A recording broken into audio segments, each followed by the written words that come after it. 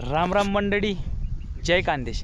दादा आपण तुमले मागला व्हिडिओ मा सांगू होतं की आपली कापूस लागवड आहे आणि हुई जायला होती. आणि दादा एक देखू शकतास मला मागे जे आपण कापूस लागवड करेल होती हिने 100% जर्मिनेशनसुद्धा हुई जायले.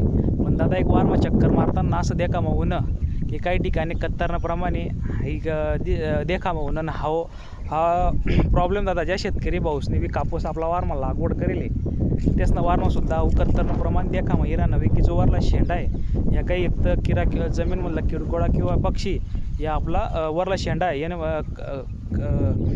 कत्तरगट टाकत असतं, जेणेकरून काही घाबरान काम नाही दादा. तर येण्यासाठी दादा आपण पहिले जे कत्तरणं प्रमाण व्हाय येण्यासाठी आपण थायमेट वापरू दादा. पण काही कारणास्तव गव्हर्नमेंटने थायमेटवर बंदी आणली तर येले पर्याय म्हणे दादा रोगर किंवा 20% क्लोरो याने आपण फवारणी करू शकतोस. आणि क्लोरो हे ग्रॅन्युल फॉर्मसुद्धा आहे, जसं की बारीक दाणा येत असतं त्यांना आपण बिस्लरीन बाटलीमा भरीसन प्रत्येक झाडपा 4-4 दाणासुद्धा या आपण टाकू शकतोस.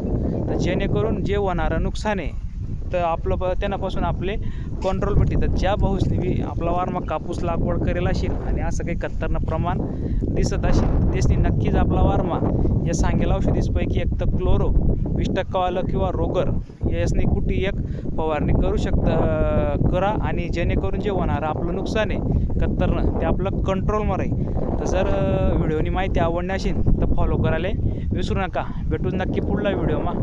जय जवान जय किसान.